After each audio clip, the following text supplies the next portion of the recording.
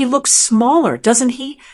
My son's voice was barely a whisper, yet it cut through the humid afternoon air like a sharpened blade. We were standing by the floor-to-ceiling windows of the sunroom, looking out at the driveway. I didn't answer right away. I took a slow sip of my tea, hibiscus unsweetened, and watched the man standing at the iron gate. He was wearing a suit that used to fit him back when he thought he owned the world, or at least back when he thought he owned me. Now, the fabric hung off his shoulders, defeated. He stood there with a single leather suitcase, his posture mimicking a man who still expected the gates of a kingdom to swing open simply because he had arrived. He's exactly the size he's always been, baby, I finally replied. My voice was steady, a low alto that didn't betray the 20 years of silence I had cultivated. It's just that the house grew while he was gone. My son, a man of 35, who still carried his father's jawline, but none of his cruelty, shifted uneasily. He was the one who had taken the call. He was the one who had driven to the station. And he was the one who had told his father that I was waiting. That was the first mistake. I wasn't waiting. I was merely existing in the space I had reclaimed, inch by painstaking inch, after he walked out 15 years ago for a woman half my age and a life he couldn't afford. The man at the gate, let's call him the guest, looked up at the house. This house, the one he had signed over to me in a fit of arrogant generosity during the divorce, thinking it was a crumbling liability. He didn't know I had spent the last decade turning it into a fortress of quiet wealth. He didn't know about the investments, the land, or the way the community now looked to me as a matriarch of industry rather than a discarded wife. Should I let him in, Mama? My son asked. I watched the guest wipe sweat from his brow. He looked tired, not the tiredness of a hard day's work, but the exhaustion of a man who has run out of places to lie. The gate is locked for a reason, I said softly, but curiosity is a heavy thing to carry. Open it. Let him walk the length of the driveway. I want to see if he remembers the way to the front door, or if he's forgotten how to walk on ground he doesn't own. As my son headed toward the intercom, I felt a familiar, cold sensation in my chest. It wasn't anger. Anger is hot. It burns out and leaves ash. This was something else, a calculated, liquid stillness. I had known this day would come. Men like him always return to the scene of their greatest oversight when the rest of the world finally stops believing their lies. He thought he was coming home to a soft place to land. He thought he was coming back to the woman who used to cry into her apron when he didn't come home for dinner. He didn't realize that the woman who lived here now had spent 15 years studying the mechanics of power, the fragility of ego, and the exact price of a soul. The gate groaned open. The sound echoed across the manicured lawn. I watched him take that first step onto the gravel. He paused, looking at the rose bushes, the ones I had planted over the spot where he used to park his expensive car. He didn't know that every beauty in this yard was fed by the memory of his absence. I stayed behind the glass, invisible in the shadows of the sunroom. I wanted to see his face when he realized that the door wouldn't be opened by a servant or a grieving widow, but by the very person he had spent a lifetime underestimating. My son had told him I was here, but my son hadn't told him who I had become. The guest reached the porch steps. He straightened his tie. He was practicing a smile. I could see the muscles in his cheeks twitching. It was his everything is fine smile.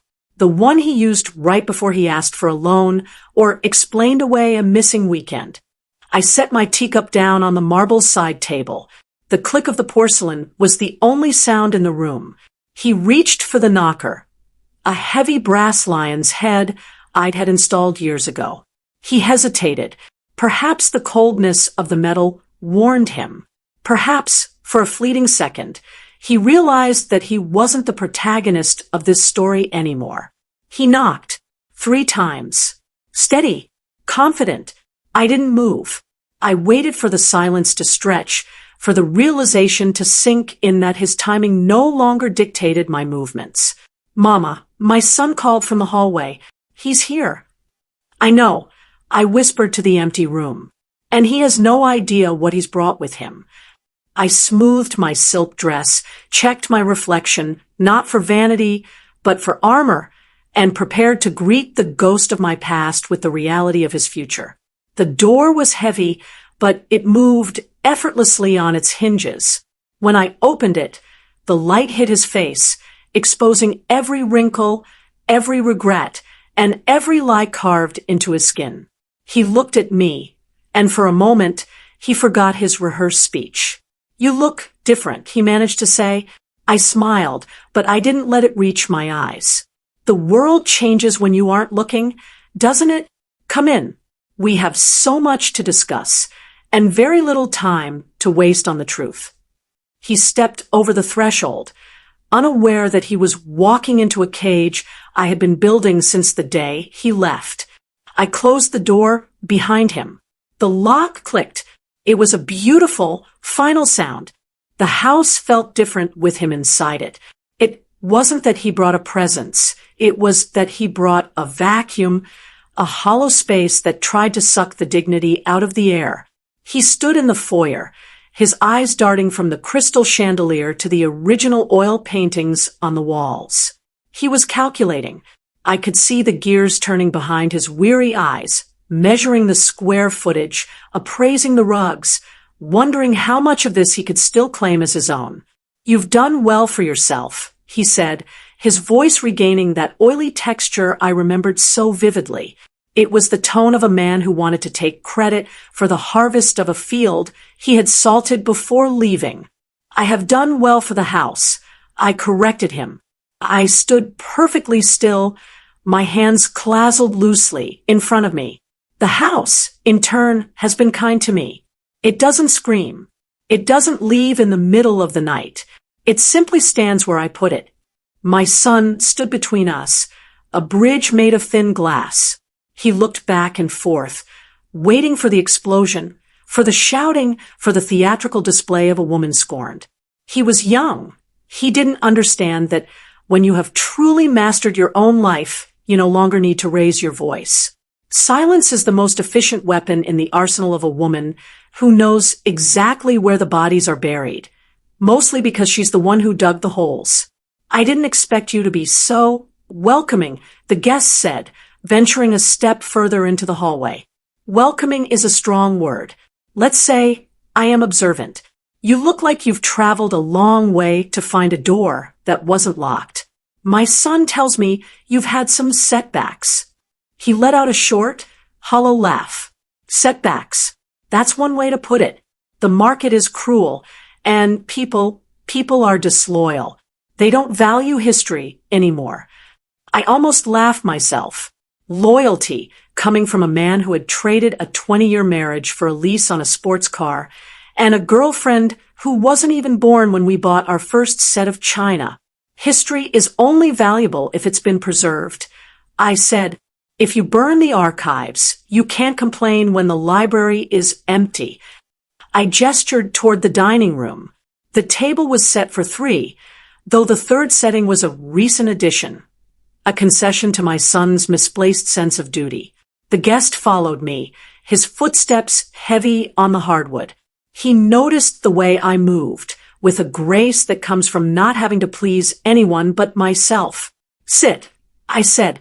It wasn't a suggestion. He sat. He reached for the linen napkin and tucked it into his collar, an old habit that used to irritate me. Now, it just looked pathetic. He was a man trying to play a role in a play that had been canceled a decade ago. So, he started looking at our son, then back at me. "I suppose you're wondering why I'm here, beyond the difficulties." "I never wonder why people return to me," I said, picking up a silver serving spoon. "People return to me for the same reason they return to a well in a drought. They're thirsty, and they remember where the water used to be. The mistake they make is assuming the well hasn't been capped." The tension in the room thickened. a physical weight that made my son clear his throat and look at his plate. The guest's smile faltered. He realized, perhaps for the first time, that the home my son had described wasn't a sanctuary. It was a courtroom. "I've realized a lot of things lately," he said, his voice dropping an octave, trying to find that old resonance that used to make me melt. "About family. About what lasts. I made mistakes, I know that. But at the end of the day, a man should be with his own. My son told me you were doing okay, but I thought maybe you were lonely. Maybe we could find a way to fix the past." I served him a portion of the roasted lamb. It was perfectly seasoned, tender, and expensive. "The past isn't a broken clock, dear. You can't just move the hands back and expect it to start ticking again. The past is a ledger, and yours, from what I hear, is written in red ink." He froze, the fork halfway to his mouth. "What do you mean? From what you hear?" I took a slow, deliberate bite of my greens. I chewed, swallowed, and patted my lips with my napkin. "I mean that I don't just keep a garden. I keep records. I know about the bankruptcy in Georgia. I know about the consulting firm that turned out to be a pyramid scheme. And I know about the woman who threw your things onto the lawn in a trash bag 3 nights ago." The color drained from his face. My son looked up, shocked. "Mama, I didn't tell you all that." "You didn't have to, baby," I said, my voice as smooth as velvet. "I've known for months. In fact, I knew before he even picked up the phone to call you. I've been watching him fall for a very long time. I just wanted to see if he would have the nerve to try and land on me." The guest dropped his fork. It clattered against the fine-boned china, a harsh, discordant sound. The mask of the weary traveler slipped, revealing the desperate, cornered animal underneath. "You've been spying on me?" he hissed. "Spying is for amateurs," I replied, leaning forward just enough to let him see the cold fire in my eyes. "I've been preparing. You see, you think you're here because you ran out of options. But the truth is, you're here because I made sure every other door was closed." I let that sit in the air between us. The silence wasn't empty. It was filled with the sudden, sharp realization that he hadn't found a way back in. He had been lured into a trap. "What do you want?" he whispered. I smiled. And this time, it was the most terrifying thing in the room. "I want exactly what you gave me 15 years ago. I want to see you realize that you have absolutely nothing left." The front door chimed. It was a soft, elegant sound, but it made him jump as if it were a gunshot. "That will be the first of our visitors," I said, standing up. "You didn't think this was just a family dinner, did you? We have business to attend to, business you started a long time ago." I looked at my son, whose expression was a mix of awe and terror. "Stay at the table, son. This is the part of the lesson they don't teach you in school." I walked toward the foyer, leaving the man I once loved shivering in a room full of my success. The game was no longer about his return. It was about his final exit. The visitors weren't the police, nor were they thugs. They were 3 men in dark, charcoal suits carrying leather briefcases, men who dealt in the language of numbers and the finality of signatures. I led them into the library, a room he used to call the den, back when it housed his trophies and his half-empty bourbon bottles. Now, it was lined with leather-bound books on tax law, real estate, and philosophy. "Wait here," I told the men. They nodded with the practiced deference of people who are well paid to be precise. I walked back into the dining room. The guest had regained some of his composure, though his hand shook as he reached for his wine glass.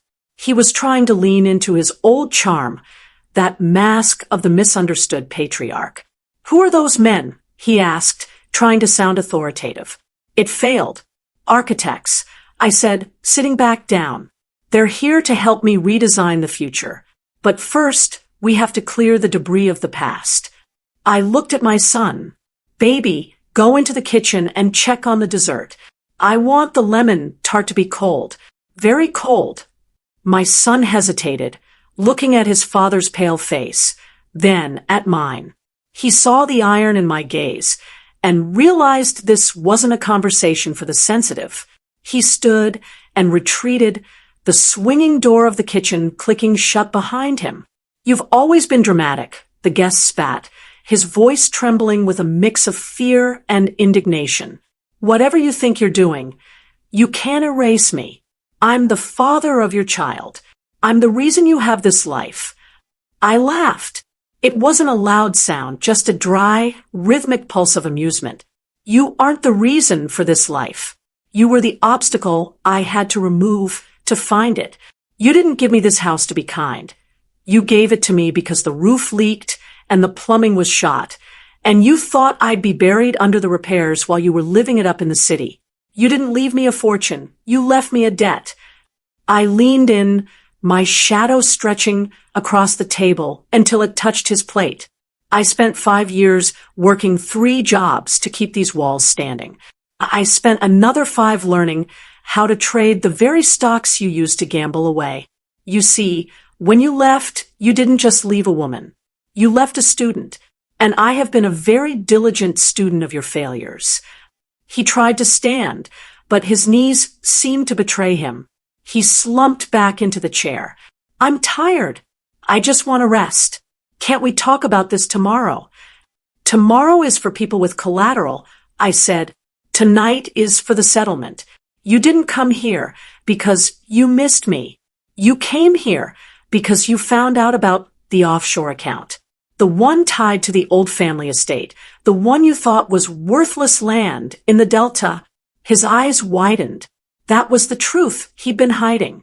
He'd spent the last year trying to find a way to liquidate that land, only to realize that the deed hadn't been in his name for a decade. I had bought the back taxes on it quietly through a shell company 3 years after he signed the divorce papers without reading the fine print. "That land belongs to my family," he whispered. "That land belongs to the person who paid the taxes, kept the squatters off, and turned the timber into a sustainable revenue stream." I corrected. "It belongs to me, and you are currently trespassing on the property of a woman who owes you nothing but a lesson in humility." I stood up and signaled for the men in the library to enter. They filed in, laying out documents across the table, covering the plates of unfinished lamb. "What is this?" he asked, his voice cracking. "This," I said, pointing to the top page, "is a full accounting of every cent you've tried to siphon from our son's trust fund over the last 6 months. And this," I pointed to the second page, "is a non-disclosure and a formal renunciation of any claim to the Delta land. And if I don't sign, then the men in the other room, the ones who aren't architects but forensic accountants, will hand over the file they've built on your consulting firm to the state prosecutor.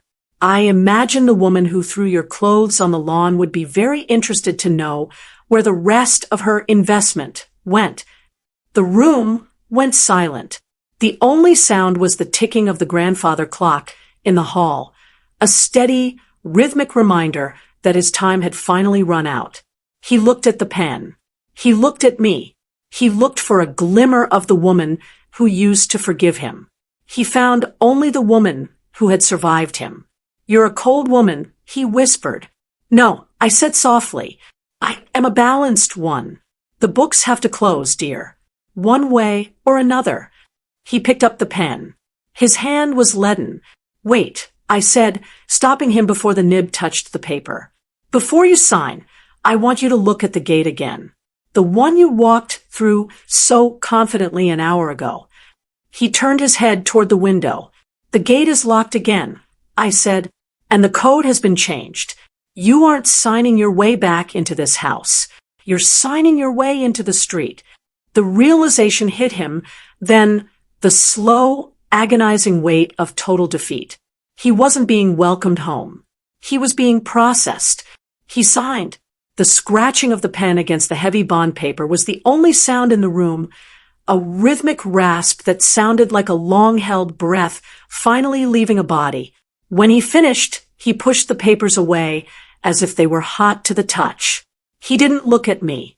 He looked at his hands, the hands of a man who had just signed away his last tether to a life of comfort. "It's done," he muttered. "Now, where do I sleep? I'm exhausted." I didn't answer. I signaled to the men in suits. They gathered the documents with surgical efficiency, tucked them into their leather cases, and vanished back into the shadows of the library. "Sleep?" I asked, the word tasting like a strange fruit on my tongue. "You've mistaken this for an inn. This is a monument. You don't sleep in a monument. You just visit to remember what was lost." "You can't be serious," he said, finally meeting my gaze. A flicker of his old arrogance flared up, a dying ember in a cold hearth. "It's nearly dark. You're going to throw the father of your son out onto the pavement? In this neighborhood? What will the neighbors think?" I walked to the window and pulled back the heavy velvet curtain. The street lights were flickering to life, casting long, amber shadows across the lawn. "The neighbors think I am a widow whose husband died 15 years ago. To them, you aren't a man, you're a ghost. And ghosts don't require guest rooms." I saw him glance toward the kitchen door, hoping for an ally, but my son remained behind the swinging door. I had raised a man who understood the value of a mother's peace. He wouldn't come out to save a man who had never taught him how to be whole. "I have nothing," the guest whispered. The arrogance had evaporated, replaced by a hollow, echoing desperation. "I have nowhere to go. That woman, she changed the locks. My credit cards they're maxed out. I came here because I thought." "You thought I was a safety net. I finished for him. But a net only works if it's held by people on all sides. You let go of your side a long time ago. I simply decided to stop holding mine." I walked over to the sideboard and picked up his leather suitcase. It was lighter than it looked, a life reduced to a few changes of clothes and the scent of expensive, stale cologne. I walked to the front door and opened it. The evening air was cooling, the scent of jasmine rising from the garden. It was a beautiful night for a reckoning. "Wait," he said, hurrying after me. "Just give me a few days. Let me get my feet under me. I can help around here. I can fix things." I stopped and turned. The light from the foyer hit the side of my face, leaving the rest in shadow. "Fix things?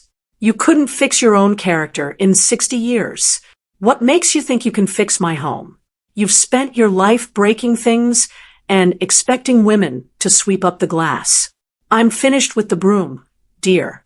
I've built something that doesn't need your repairs." I set his suitcase on the porch. "Mama," my son's voice came from behind us. He was standing in the hallway now, his face a mask of conflict. The guest turned to him, his eyes pleading. "Son, tell her it's not right to do this to family." My son looked at his father, then at me. He saw the suitcase on the porch. He saw the man who had only called when he needed a co-signer, and the woman who had worked until her knuckles were swollen to pay for his tuition. "Dad," my son said softly, "you told me you were coming here to apologize. You told me you wanted to make things right. But you haven't said sorry once since you walked through that door. You just started measuring the furniture." The guest flinched as if he'd been slapped. I stayed in the kitchen, my son continued, listening. "I wanted to hear you say it. I wanted to hear you acknowledge what you did to her. But you're still just looking for a place to hide." I felt a surge of pride, but I kept my face still. My son stepped back, retreating into the heart of the house I had built for him. He had seen the truth. The loop was closing. "The gate is open," I said, pointing toward the driveway. "But only for 5 minutes. After that, the security system engages. I'd suggest you start walking. The bus stop is 2 blocks down. It's a humble way to travel, but it's very reliable, unlike some people." He looked at me, and for the first time, I saw real fear in his eyes. Not the fear of being poor, but the fear of being insignificant. He realized that in this house, in this life, he was a footnote that had been edited out. "You'll regret this," he hissed, trying to summon a final bit of venom. "When you're sitting in this big, empty house all by yourself, you'll wish you had someone." "I'm never alone," I replied, stepping back and gripping the handle of the door. "I have the woman I became, and she is excellent company." I closed the door.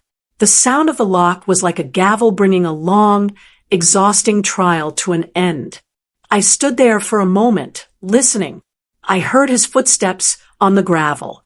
I heard the distant groan of the iron gate.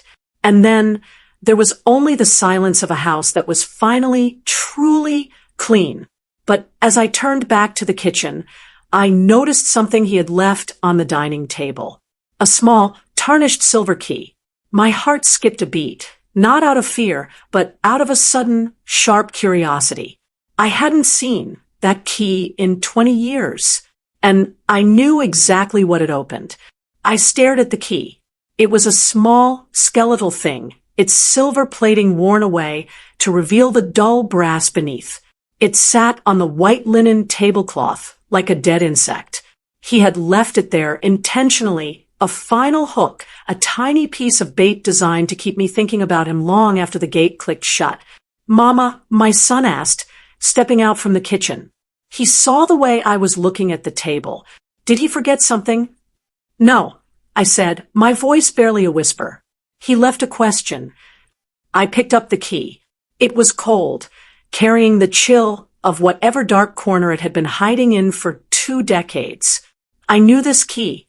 It belonged to the heavy oak trunk that had sat in the attic of our first apartment, the one we lived in when we were young, poor, and convinced that love was a substitute for character. When we moved into this house, the trunk had been buried under boxes of old tax returns and holiday decorations. I had forgotten it existed, or perhaps I had chosen to let it become part of the foundation, something to be built over and never revisited. "Go on up to bed, son," I said, not looking away from the silver sliver in my hand. "It's been a long day for both of us." "Are you okay?" he asked, his hand lingering on the doorframe. He looked at me with a mix of concern and that new budding respect I had seen earlier. "I am exactly where I need to be," I told him. I waited until I heard his footsteps fade down the hall and the soft click of his bedroom door. Then I walked to the hallway closet and pulled out a flashlight. The stairs to the attic were hidden behind a narrow door in the ceiling of the guest wing. Pulling the cord, the wooden slats unfolded with a groan of protest. The attic was dry and smelled of cedar and dust. It was a graveyard of things that were no longer needed. Old lamps, stacks of magazines from years when the world felt simpler, and a dress form I hadn't used in a decade. I moved the flashlight beam across the shadows until the light caught the edge of a heavy, iron-bound chest. It was tucked away in the furthest corner beneath a moth-eaten wool blanket.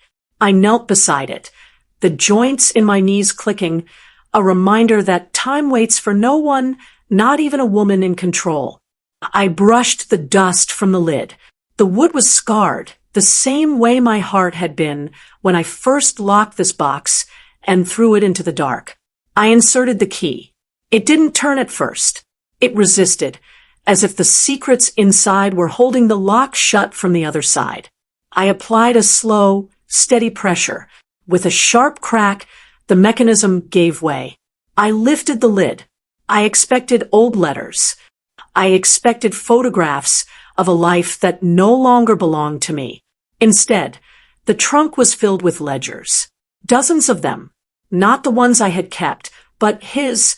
These were the books from his glory days. The years he spent as a rising star in the city. The years he told me he was working late to build our future. I opened the top ledger. The dates went back 30 years. I began to read, my eyes scanning the columns of numbers, the names of companies that had long since folded, and the signatures that didn't match his own. My breath hitched. The guest hadn't just been a philanderer or a failed businessman. He had been a thief, not a common one. He had been skimming from his partners, creating ghost employees to funnel money into accounts that I had never heard of. But as I flipped through the pages, I saw a pattern. Every time he stole, he recorded it. Every cent. It wasn't just a ledger. It was a confession he had been too arrogant to destroy. But there was something else. A small, blue envelope tucked into the back cover of the final ledger. I opened it. Inside was a single piece of paper, a transfer of ownership for a safety deposit box at a bank that had been bought out 3 times over since the date on the letter. And the name on the box wasn't his. It wasn't mine. It was our son's. I sat there in the silence of the attic, the flashlight beam flickering. The guest hadn't come back for the house. He hadn't come back for me. He had come back because he had finally run out of the money he had stolen all those years ago, and he knew that the only thing he had left was sitting in a bank vault under his son's name, a vault he needed a signature to open. He thought I would find this, see the gift he had left for our son, and think he was a misunderstood provider. He thought the potential for a hidden fortune would make me call him back, invite him in, and ask for his help. He was still playing the game. He was still trying to use my love for my son as a crowbar to pry open my life. I looked at the ledgers.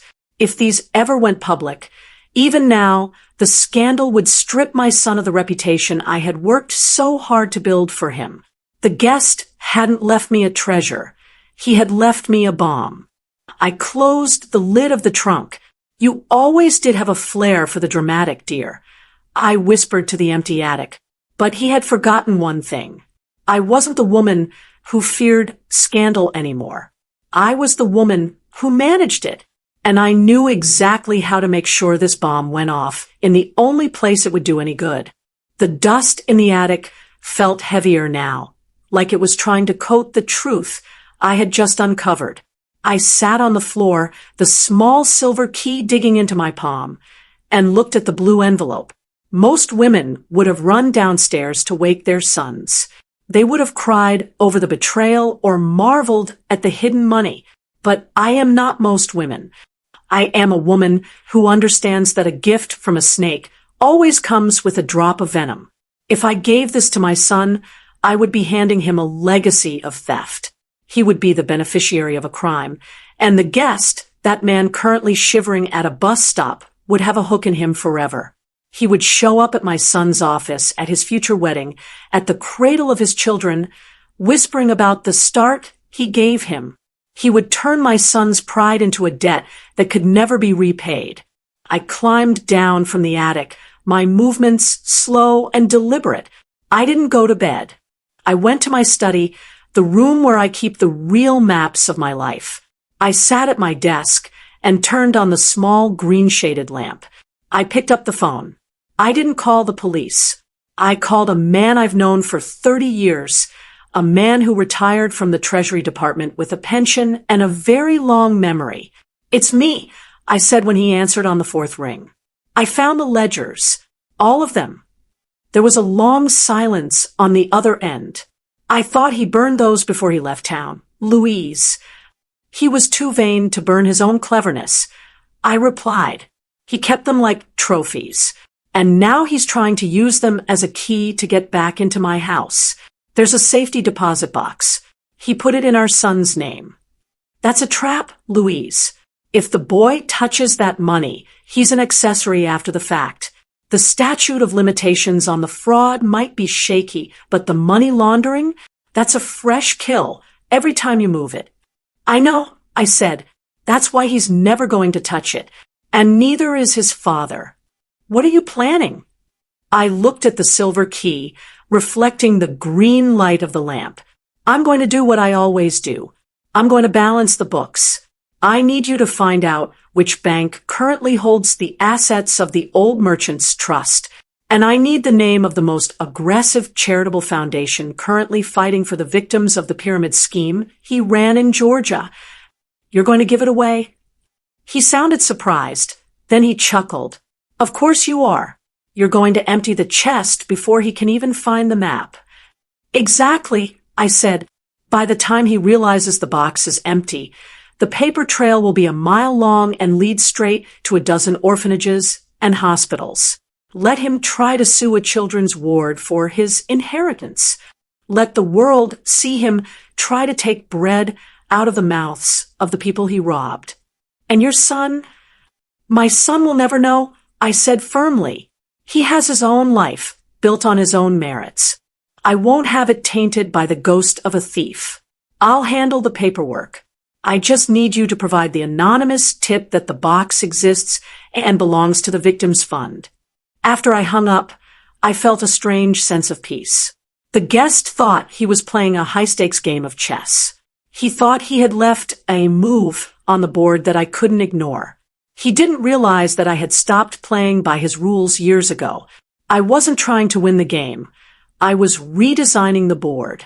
I walked to the kitchen and poured myself a glass of water. Through the window, I saw a taxi pull up to the end of the driveway. A figure emerged, the guest. He didn't come to the gate this time. He just stood there, staring at the dark windows of the house, probably wondering if I had found the trunk yet, probably waiting for the phone call, the invitation, "Oh, honey, I didn't know you cared." I watched him. He looked like a shadow against the streetlights. He looked like a mistake I had finally corrected. I didn't turn on the porch light. I didn't wave. I simply stood in the darkness of my own success and watched him wait for a call that would never come. The next morning, I would start the process of erasing his last footprint. But tonight, I wanted to savor the silence. It was the sound of a woman who no longer had anything to hide, and a man who was about to realize that his secret weapon had just been turned into a donation. But as I turned to go upstairs, the doorbell rang. Not the front door. The side door, the one only the family uses. I frowned. My son was asleep. I walked to the door and looked through the small glass pane. It wasn't the guest. It was a woman. She looked about 30. She was holding a folder, and she looked like she hadn't slept in a week. When she saw me, her eyes filled with a desperate, sharp recognition. "Are you the woman who owns this house?" she asked through the wood. "I am," I said, my hand hovering over the lock. "I think your husband stole my life," she whispered, "and I think you're the only one who can help me prove it." The plot wasn't thickening. It was curdling. And for the first time in 15 years, I felt the cold prickle of a variable I hadn't accounted for. The woman standing on my porch was a mirror I hadn't asked for. She was young, perhaps 32, with the kind of tired eyes that usually belong to women twice her age. She wasn't dressed for a confrontation. She was dressed for a flight. Her coat was buttoned wrong, and she was clutching a folder to her chest like it was the last solid thing in a world made of smoke. "He told me you were dead," she whispered. Her voice was thin, brittle as dry leaves. I didn't open the door. I looked at her through the reinforced glass, my face a mask of calm. "In many ways, the woman he knew is, but I suspect you aren't here for a eulogy.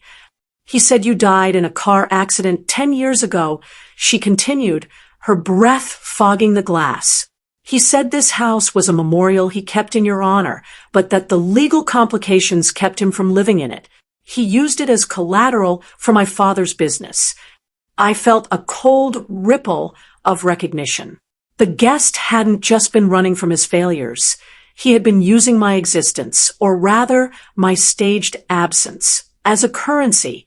He had sold a lie to this woman's family, a lie built on the foundation of my home.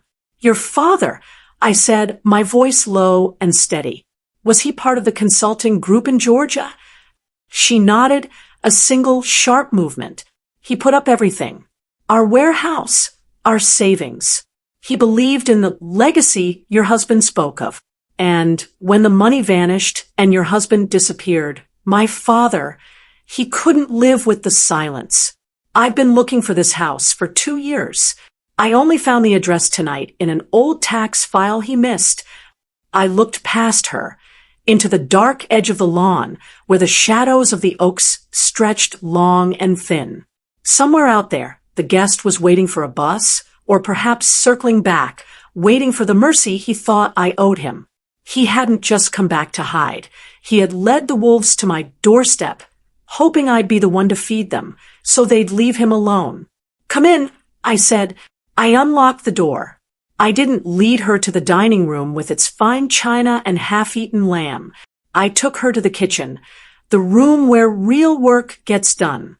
I sat her down and poured her a cup of the same hibiscus tea I'd been drinking all day. It was cold now, but she drank it as if it were life-saving medicine. "Show me the folder," I commanded.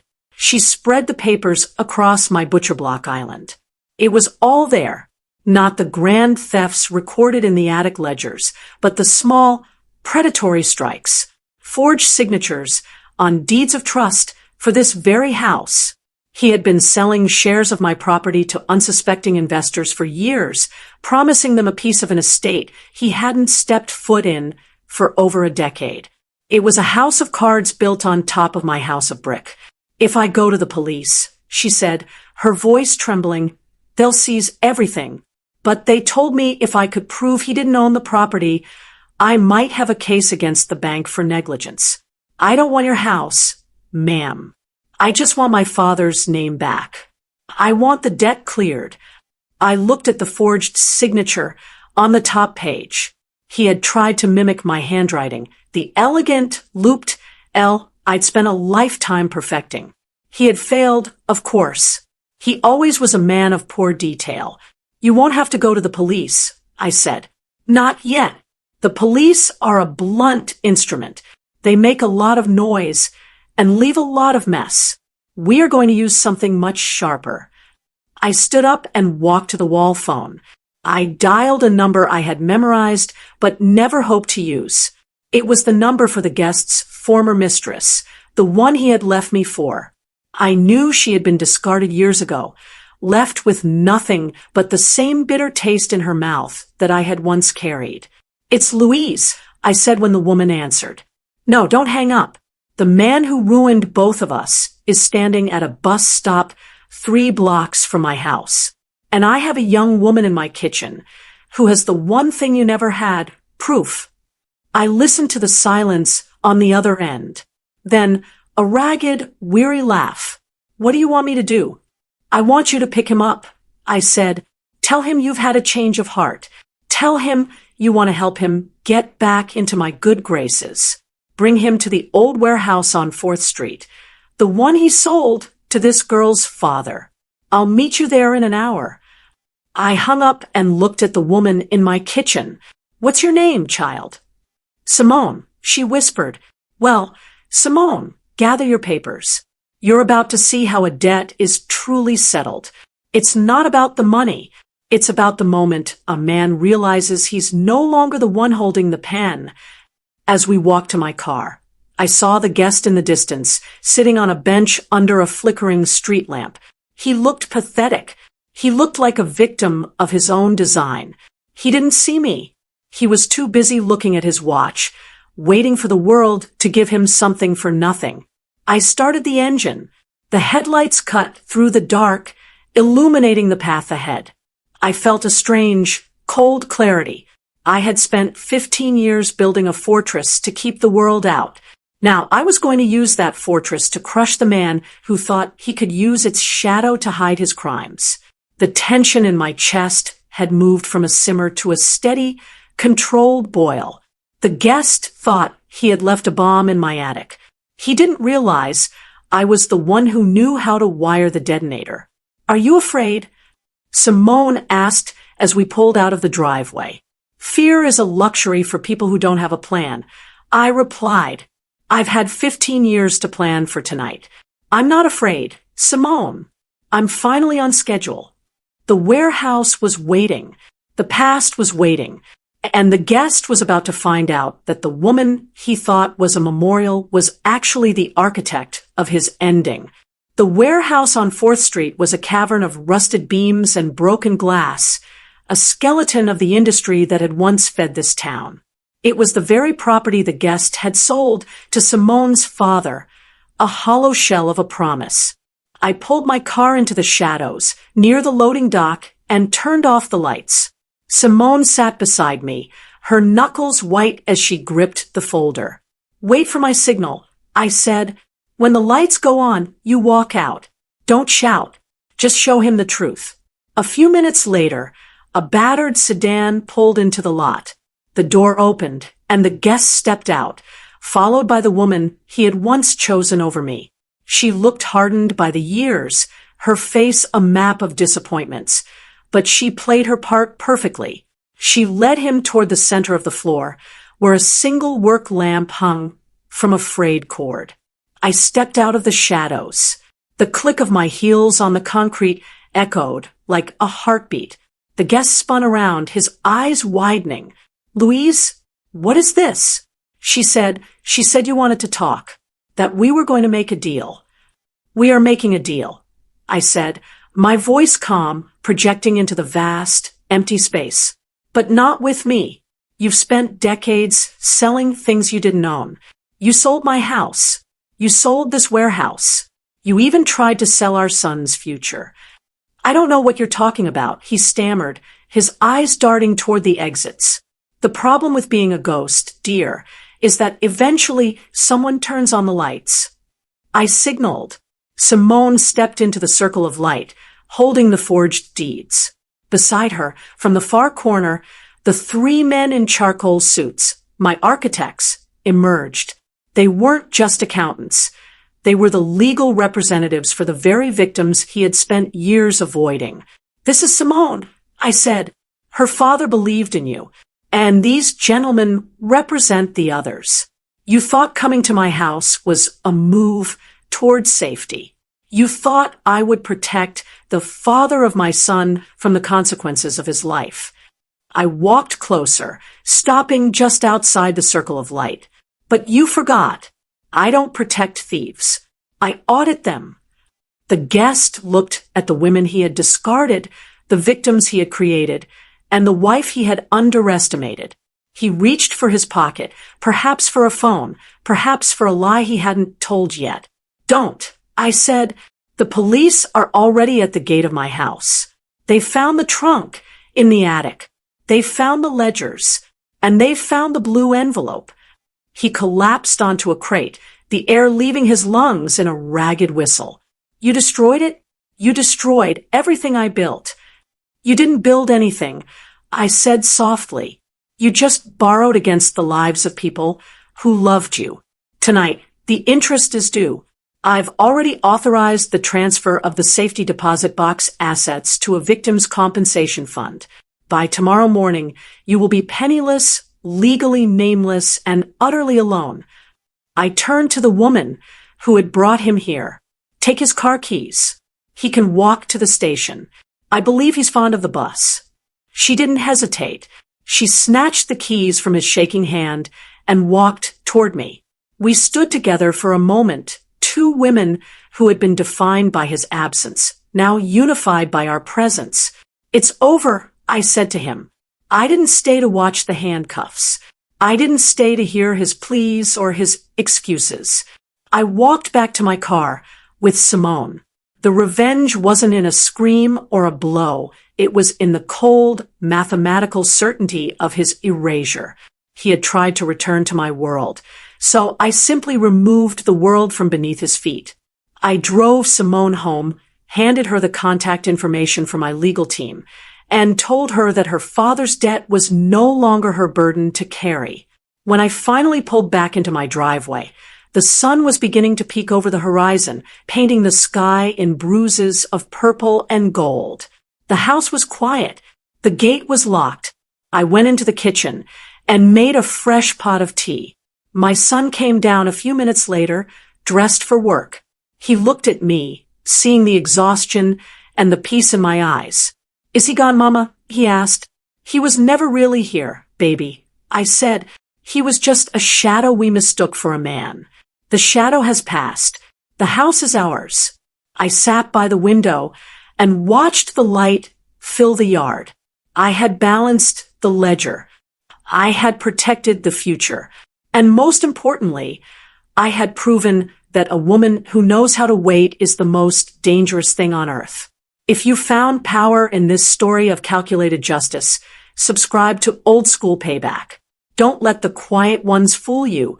The deepest waters leave the most permanent marks. Leave a comment below. Have you ever had to wait for the perfect moment to set things right?